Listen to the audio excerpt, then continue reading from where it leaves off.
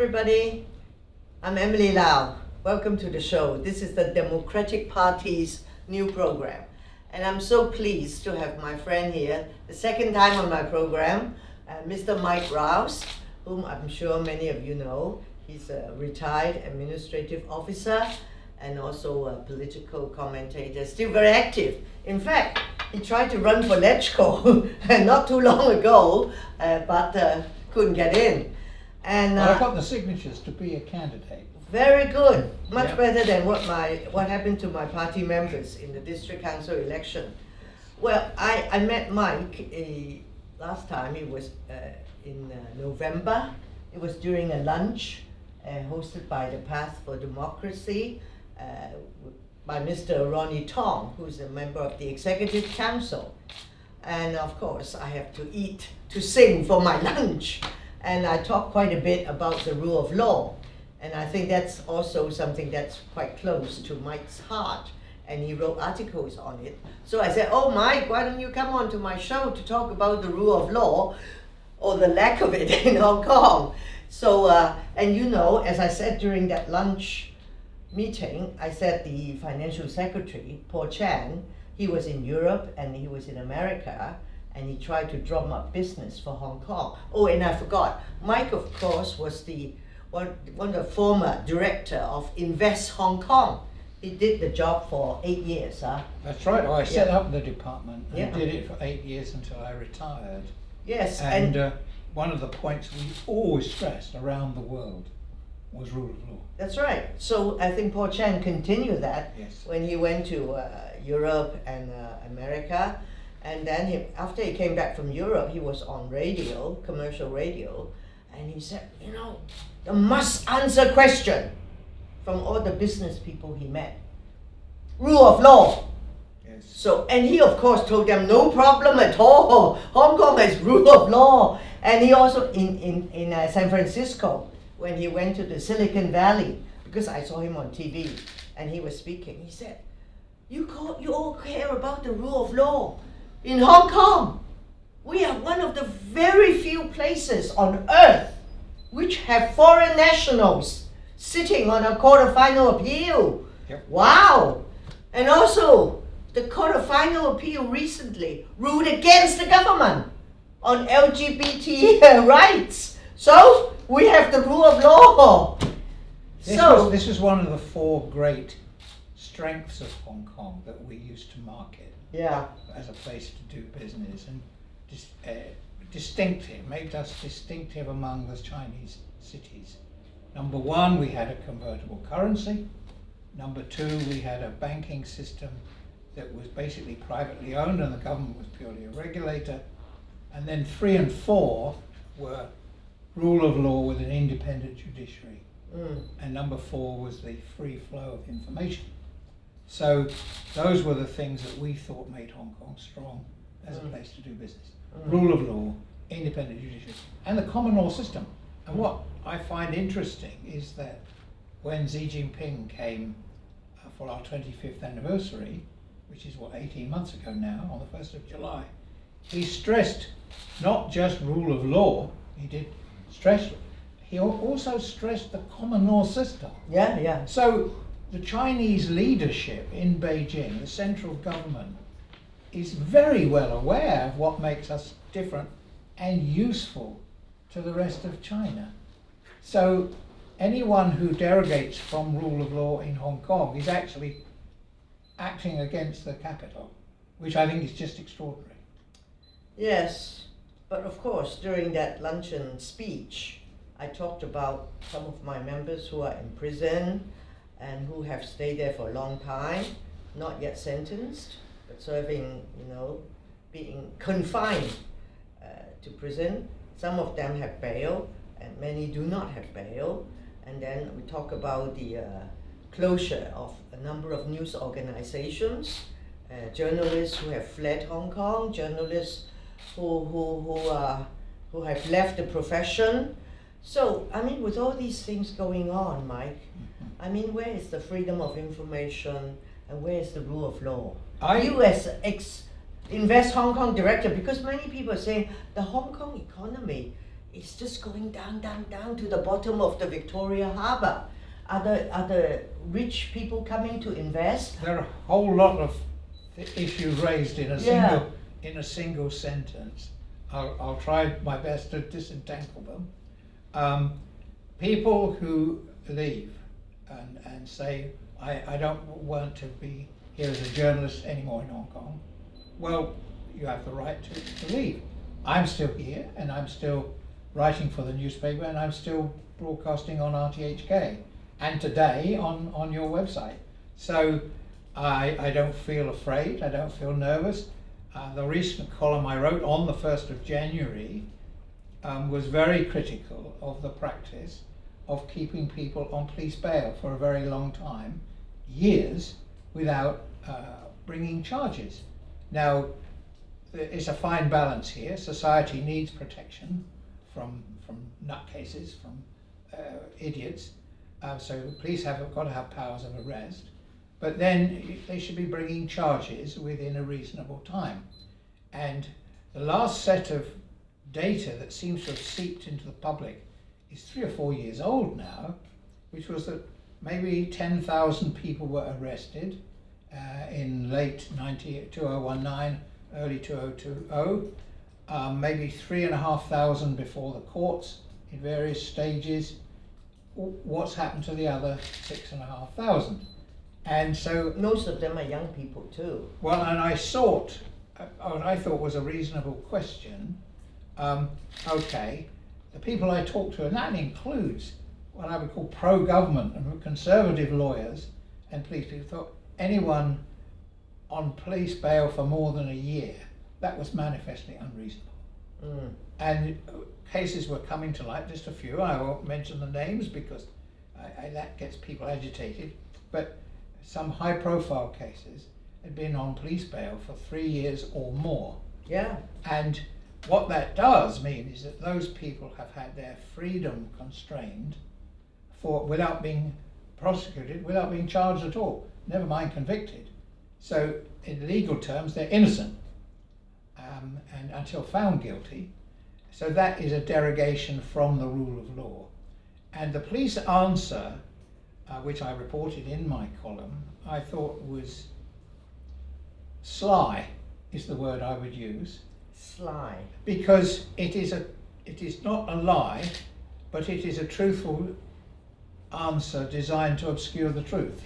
They wouldn't answer. They said, we don't collect this data. Now that's an interesting answer because all of that information Is there. is in the police. Yeah. They have it. So they know exactly how many people they've arrested and they know what's happened to them all. And under the police force ordinance, they're obliged to keep detailed records of people on police bail. So the cool answer is if Chris Tang sent an email tomorrow morning at 9 a.m. to the Commissioner of Police and said, let me know how many people have been on police bail for more than a year, he would have his answer by tomorrow evening, maybe even by lunchtime. Early, yeah. Because the information is there, it's known to the police. So why give me an answer that we don't collect this information? I know what you mean, you don't collate it. You don't collect it in that way so that you can give me a statistical answer. Apparently the same question was asked about 3 years ago in Ledgeco, because when I filed my question on a Saturday lunchtime, I was reflecting on things. I just filed a question with PPRB. I actually then got a phone call back from them within 2 hours. Saying what? Saying, oh, well, we had this question 3 or 4 years ago, and we said that we don't collect the data. So I said, well, yes, but that was 3 or 4 years ago, so I'd like it now. Oh, how about an oral reply? I said, no, I've filed a question in writing, how about a written reply? I think that's better for everyone. So it was a Saturday, so she said, well, I'll have to clear this, and I'll get it to you next week. So Monday, sure enough, the reply came out. Yeah. But it is, as I say, somebody thought that was a clever reply. I think I would prefer to use the adjective sly, because it's a truthful answer, but clearly with the intention of obscuring the truth. Yeah. I think the community deserves an answer to what happened to the other 6,500. We need Or more. Yeah. Well, let's get the facts on the table. So I was worried about that. I was worried about the examples you quoted also of people bidding for the Lunar New Year market stall, the flower show.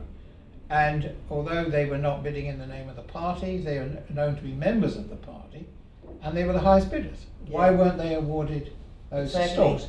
So and not given a reason. Yes, and of course, what the government says and things like that is, well, it says in the conditions that we don't have to accept the highest bid, and we don't have to give a reason. Yeah. But what the common law system that we've enjoyed these many years is bound about principle and about fairness. What is reasonable for a reasonable person, and what this is unreasonable. The fact that you don't have to give a reason doesn't mean you can act without reason. There must still have been a reason why those people who bid the most were not allocated the flower stalls, and that reason in fairness should be given. Now, were there names on it? And you asked this question in your speech. Is there a list of people who won't be allowed to bid in auctions? Well, I don't know, but clearly officers of that department at a relatively junior level must have been told by someone not to give them the stalls that they bid for. And then you start to ask about the lady who asked for the information about a vehicle license, a reporter, was prosecuted.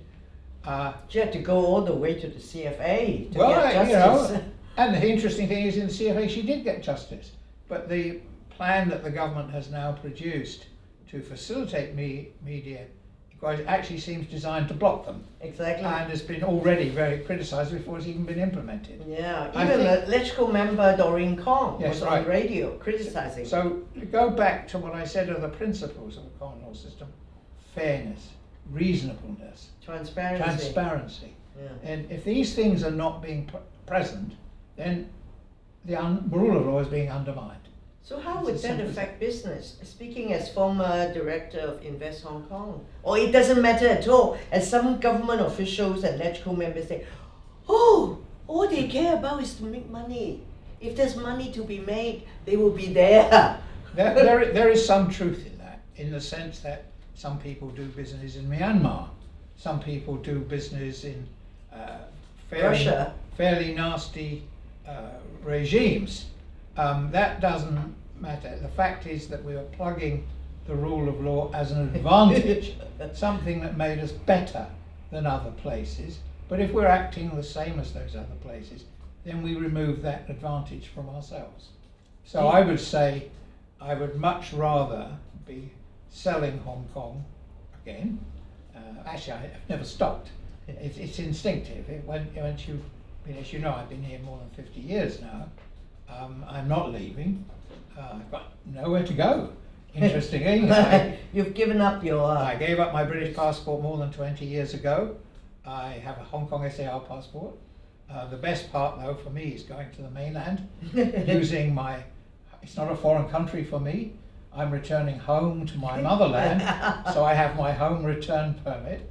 I've used it, I think, 5 times this year. This year? Yes. 2024. 2023, sorry. Yeah. Yes. I went to Guilin. I've been 3 times to Shenzhen for dinner. you just feel a bit shy like about the rest that. of the crowd, Just all like the rest going of the up crowd. north to spend money. And it's very comfortable there. I feel at ease. I get East Rail directly from Admiralty Station. Get to Lok Ma Chau and walk across. Yeah, well. It's not a problem. Anyway, so and some people say the rule of law is important, but some people go one step further and talk about the national security law, Yes. which they think is something that may worry some business people too. I'm not sure that they're it not does. sure I'm not. Yes, where the red lines are. It raises some questions of doubt, but I think on balance, we're better off. We should have done this ourselves. We should have done Article 23 a long time ago. They're doing it later this year. Yeah, but now it looks bad because it's coming after NSL. Yeah. We should have done it ourselves after a thorough public debate. And it got quite close actually. My understanding is it got quite close in 2003. that there was a concerned group negotiating with the Department of Justice and actually reached a compromise on quite a lot of aspects. It's a pity we didn't carry on with that and finish the job. Now we're going to have to do it again. I think there are two aspects of the NSL that I think could be improved, and I hope they will be improved in the final Hong Kong legislation. And Beijing can say, oh, no, you've done the job properly, okay, we'll withdraw the NSL because you have your Article 23. We don't need it anymore. What do you think should be? I think the part that's most misrepresented overseas is the fact that there's a list of judges authorised to hear NSL cases, which is promulgated by the Chief Executive. Now we know in practice it is the Chief Justice who writes and discusses with the CE, okay, these are the judges that I would think qualified to hear national security cases. That should be the end of it. Why do we need to drag in the CE to promulgate the list? Because that enables the BBC and the Economist magazine and CNN and the rest to say, oh, they're all hand-picked judges. That's not right. The CJ is looking at the list, he's looking at the dockets, which judges are free at any one time, whether it's one judge or three judges to hear a particular case. He selects from the list and he allocates those judges to it. They are not hand-picked by the Chief Executive, but it's very difficult to explain the detail of that. They're actually selected by the Chief Justice. Okay. So why not leave the CE out of it? What's the second point? The second one is the presumption against bail. Now bail, I have to be careful here, as I mentioned in my column, when I was an arresting officer in the ICAC. You objected to I objected to bail for the guy I had arrested because he was interfering with witnesses. The witnesses were actually phoning me up and telling me, hey, this guy's been around threatening me. So we went in front of the magistrate, I objected to bail, and the magistrate locked him up for a few days and then he said, now you behave yourself, you do this again, and whatever. So there are reasons for denying bail. But again, our judges and magistrates deal with these cases every single day on non-SL cases. One of the things they take into account is the seriousness of the charges, the likelihood of absconding. So I think the judiciary, they can decide, well able to do this. Yeah. It seems more an intimidatory thing. I can understand the thinking behind it. I just don't think it's wise because it led to, as you said, a number of people who have been languishing in jail for years, not yet convicted. Not been convicted of any crime. Very sad. So I think, again, it would be different, it might be different if the trials were being brought forward much earlier, much quicker. But I think COVID there has got some explaining to do because it did screw up the system for a while. The courts were not functioning normally and there were long delays. So I think, anyway, it would be better if we amended those two aspects of the NSL in our own legislation. I don't know whether you're allowed to amend it because it's a national law. Yes, but they can repeal it. They can, yes. The NPC, yes. Yeah, of course. So if we do the job properly, why wouldn't the NPC consider repealing? So if you think that if those two things you proposed dealt with, more Western foreign investors will come back? I think it would not be a propaganda weapon against the legal system in Hong Kong. And that is used. I keep seeing the words hand-picked. Hand-picked judges. They are not hand-picked by John Lee. They are promulgated by him, yes, but there's a list of them and the CJ is selecting from the list who should hear a particular case. Not the Chief Executive. But we're vulnerable to this hand-picked judges, which just looks bad. It's presentationally bad. Why are we giving this ammunition to our enemies? But you haven't heard of worries that they said the red lines of NSL is so unclear. You just don't know when. This sounds like the BBC and the Economist. Well, not BBC, but the business people. I think some of them have told the administration, some of the chambers of commerce. The chambers, yes, are, because they're anxious in the mainland as well. Of course, which the laws even. But I think our economy is in for a difficult time. We allowed land prices to get much too high, and the government took advantage of that to take soft options with respect to government revenue. And I think that is going to have to unravel. And what it means, Paul Chan's already mentioned fees and charges, and I think that's inevitable. I said this in a column a few months ago, where I forecast a $200 billion deficit this financial year, on top of the $200 billion deficit last financial year. So if you're running a deficit of $200 billion a year and you start with reserves of a trillion, after 5 years they're all gone. So I think it's going to mean increased taxes, and especially new forms of tax. I think we are going to have to go down the route of a goods and service tax, but that's going to take a lot of courage. It will be very unpopular. Even some LegCo members may object. Yes. Well, but they would be told to support it, of course. But I mean, Singapore has just increased its GST. Has it gone from 8 to 9% or 9 to 10%? Well, it's easy for them to do these things. Yes, but I mean, if we introduced one at 3% or 5%, it would raise a lot of revenue. I think the airport departure tax will probably make a comeback. I think a big area is water charges, which haven't been increased for many years.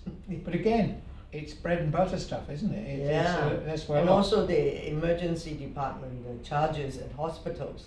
These things are very sensitive. Very sensitive. And some of the people, they say their salary is very low, they're not making enough money. Someone's going to have to bite the bullet. Yeah. Well, in your article, you talk about soft resistance, which is a term that the administration like to use. And then you also talk about soft repression. And now, because Article 23 of the Basic Law legislation is coming, and people are concerned about some real hard and fast, provision in the law about soft resistance or whatever. So, I mean, are you worried about that? No, because right now there's no such a law. I don't know what it means. By soft resistance. Yes. But when he talked about civil servants, now if you don't go and vote in the district council election, I will not call that soft resistance. Yes. I think many of them voted. It's slightly unsettling that the chief secretary had to keep saying there's no punishment if you don't vote, because that immediately raises it's like when someone said, oh, we're not going to bring back the mask mandate for the flu, and my immediate thing is, oh Lord, here comes the mask mandate again. So the fact that the question's been asked and answered has to be answered repeatedly, it's going to worry people. So what does soft resistance mean? Short answer, I don't know. Does it mean people who don't agree with Chris Tang? In which case they're probably all guilty of that. Yes, because hard resistance, you can understand. Hard resistance, you're out there, you've got your Molotov cocktail, you're smashing all the traffic lights. But soft resistance. Soft resistance is what? You don't agree with the government? And you don't go out to vote? No, don't go out to vote. So, I mean, do you think they may deal with that in the Article 23 legislation? It's meaningless. In common law, it's meaningless. And therefore, if we're preserving the common law system, as instructed by President Xi Jinping, they cannot have a law which have a definition of soft resistance. Which is woolly. Woolly. Clarity is one of the principles. Fairness. Yeah. I don't agree with the government. Okay, so what? Go about your business. I'm not actively obstructing the government. I'm therefore acting you may be inciting hatred. Well, I'm inciting hatred of whom? Government, of course. Not me. If you incite hatred of me, they say very good. Yes. I think inciting hatred is awfully vague. This thing about incitement, it's from this very, very old law, isn't it? Yes. And so I think actually under old common law, staring at someone is called assault of the eye. I'm not sure if that's ever been repealed. I don't know. Sometimes you hear about triad societies or a boy, or he was looking at my girlfriend, staring at her. That would qualify as assault of the eye, I think. Under old law, I'm not sure if it's still current. Don't give them all these ideas. Don't give a... Another thing that's of concern is the thing on espionage, which Chris Tang said he's studying very very hard. There I think we're on strong ground. What's actually being talked about so far is a lot less than the Patriot Act in the USA. And the UK has just revamped its security laws as well, talking about things that are much harsher than Hong Kong has talked about. So there I think my suggestion, because we've got to have this law, my suggestion is that we publish our draft legislation and we put next to it, paragraph by paragraph, the equivalent in the Patriot Act and in the UK's security law. And how they enforce the laws, which is very important. Yeah. Interestingly, you remember Beijing complained about the arrest of the executive, the Chinese executive in Canada, who was then prosecuted. Oh, Huawei. Huawei. And then the two Michaels, the Canadian Michaels, were arrested in the mainland, and the West all complained, jumped up and down, oh, you're just holding hostages. Those two Michaels are now being compensated by the Canadian government because they were spies. I don't know about being spies, but they're being compensated. No question about it. One of them was the spy and one of them was the handler. And so Beijing can get it right. Well, that's fine. Nobody's saying Beijing always gets it wrong. What we need is transparency and accountability. If you have something, now you're talking about, there's a SCMP journalist, a lady who's disappeared for months, I think. Where? When she was working in the mainland.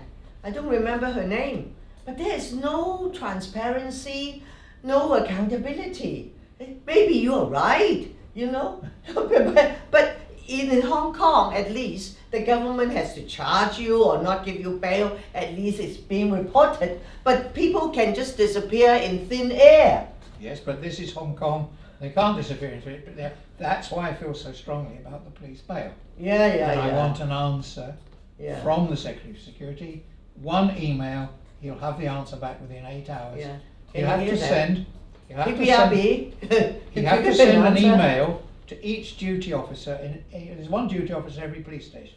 So an email, 9 o'clock in the morning, all the replies will come back. He'll know exactly how many people have been on police bail for a prolonged period. Well, I hope you get your answer. And I also hope you get your answer on why we cannot sell flowers or whatever at the Lunar New Year market. The other one that you mentioned, the banquets. Not able to host banquets. Host a banquet in any restaurant that you think you've got a deal, and then we signed a contract. And then they say, sorry, we have no gas or no electricity or no... This is the kind of soft oppression to which I was referring. Yeah. And I don't know, sometimes I don't think Beijing say that. Of course but not. It's some of their lieutenants here. There are people here who seem to think that the foreign media, foreign business community will not notice these things, but they do notice. Of course they notice. People write to me, for example, a friend in Devon writes to me whenever he spots something which he considers is Hong Kong going the wrong path.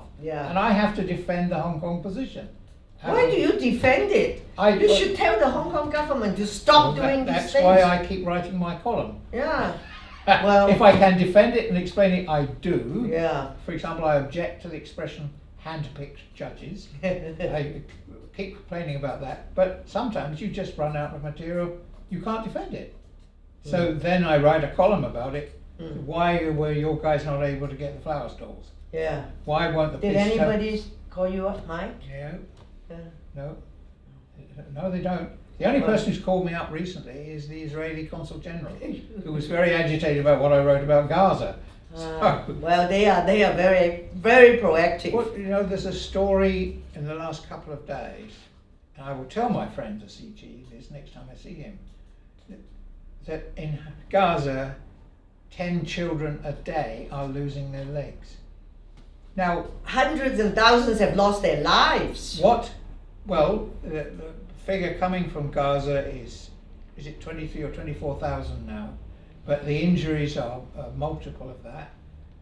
Any parent reading a sentence that 10 children a day are losing their legs, this is so awful. Underestimate. It's terrible. Well, really. I know that the Anglican community in Hong Kong is raising funds. They raised funds for a chapel, a rehabilitation centre.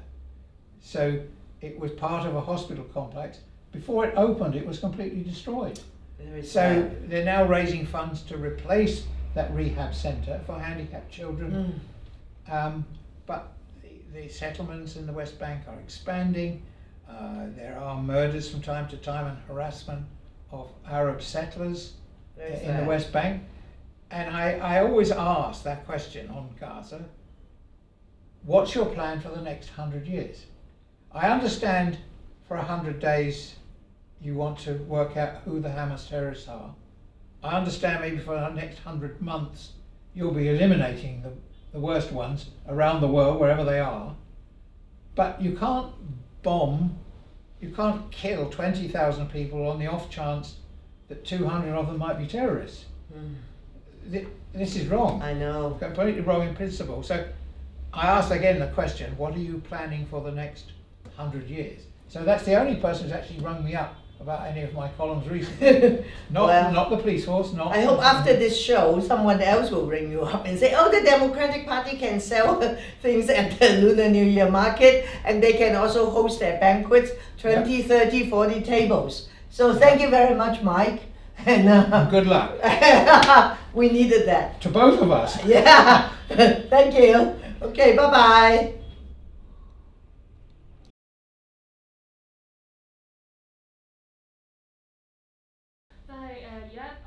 keep 住撤出香港啦，即係琴日都有報道話係即係撤到2004年新低啦。咁其實會唔會係覺得即係你自己不斷講話向外國做即係外資公司做游說嘅時候，會覺得即係成效好似都冇咁高，即係可能成效不足咁樣。The foreign investors kept pulling out a new low. So these people trying to talk up Hong Kong, but there seemed to be no impact. Money's kept leaving. It won't come. Capital flows are a huge issue and very complex. You can't give a simple... Companies are still setting up in Hong Kong. What I think is, and I don't know if you've seen the new Invest Hong Kong video that came out on Saturday. It showed two examples, one a European and one Japanese, of people in the food industry who've opened up a company in Hong Kong recently and are developing their business from here. And now I think it's an 8-part series. You're going to see more of these. People are coming in. I think some of the regional functions, they've not been removed, but they've been made smaller. Some of the regional operations, I think, have gone to Singapore or to other places in the region. So the last few years have not been good, but they've not been a desperate. There's been an increase in the number of externally owned companies setting up. So it's not dire. It's not as good as it might be. I would like to see those regional functions coming back gradually as business confidence returns. I don't see any reason why it shouldn't be. But that will take time. We need a period of calm, actually. Of course, 2024 is going to be all Jimmy Lai in court, and then later the 47. So there are going to be negative headlines. That's why it's so important that our judges act fairly and are seen to act fairly. Okay. 仲有冇問題？係講。就想問一問翻咧，咁Michael 作為以前投資推廣處處長，咁其實最近政府又會搞咗好多一啲即係推廣夜市嘅活動啦。咁而家就甚至乎係要去到18區。咁其實如果係以佢即係佢本人眼光嚟睇嘅話，覺唔覺得即係政府今次係真係可以搞得幾唔同區有唔同嘅活動咧？ So as former director of Invest Hong Kong, and now government's doing all these things, now spreading to 18 districts to try to stir up the local economy. Do you think they're doing a good job? Can they revive the economy? I think the economy needs reviving. I'm not sure that these are the tactics that will work. I can't say no to them, don't do them, because some of them might work in some districts. I think I smiled at some of them. Neon signs. Let's have some more neon signs in Jim Sartori. It'll make things look brighter. Yes, I remember we took down a lot of the signs because they're dangerous. Okay, put some up safely. That will happen. These things, I think, why have I gone to Shenzhen for dinner? Well, partly because my grandson is there, and my son, so I go there to meet them. But the prices are much lower, and the service is very good. So why wouldn't you go there? Hong Kong, I think, is better off aiming to be a premium product and charging we already charge appropriately. So let's focus on keeping the product high class, premium product, to justify the charges. If we stop justifying by offering lower quality service, then we can't charge those premium prices. Yeah. It's as simple as that. So I don't mind people. I did ask. We had a discussion on the radio the other week about whether the district activities will have any impact at all. Only if they're special, I think. I remember the Tai Hang Fire Dragon, something like that. Yes. The dragon boat races in different locations. But you can't have it every day No, you or can't. every week. Yeah, you do that for dragon boat. Yeah. So there are some things at district level that are worth boosting because they're different, they're distinctive, and other places don't have them. But what, we're going to have 18 fireworks displays or something? I did see the show last night actually because I was on the roof of IFC, Yeah. the open garden. Yeah. Someone else's expense, let me express Yeah. that. So I'm looking out at the light show. Yeah, it was interesting, it was nice. I can understand why tourists go along the waterfront to watch that show, but not every district's going to have one of those. Yeah. So I think they've got to be distinctive to be effective. But if we used to have night markets. Well, they just close them all We down. shut them down on Yeah. health Yeah. grounds, I think. The hawkers, they don't like the hawkers. Yeah, so if we've acted too harshly by closing down things that we should have kept, that's one thing. And if they can make a comeback, that's fine. But why is there no night market on Hong Kong Island? They're all free and they're all in Kowloon. I visited to Temple Street. Sorry? Temple Just Street. last week. Yes. Just last week ago. That's Mong Kok, isn't it? No, In Yau Ma near Tei. the Yau Ma Tei, Yes. Jordan. Yeah. Jordan. What's wrong with Tycoon if we're going to have a night market? Well, you tell them. Okay, So- thank you. Thank you. Yeah. Then I'll Thank take you. the MTR home for $2. Okay, yeah, it's so convenient. Why, I should have mentioned this. One of the reasons that the budget is under lowering the qualifying age from 65 to 60 Yeah. was nonsense. Yeah. It was absolute madness. Well, I don't know why she anyway. did that. Well, I know why she did it. I don't know why the rest of the government agreed. Thank you.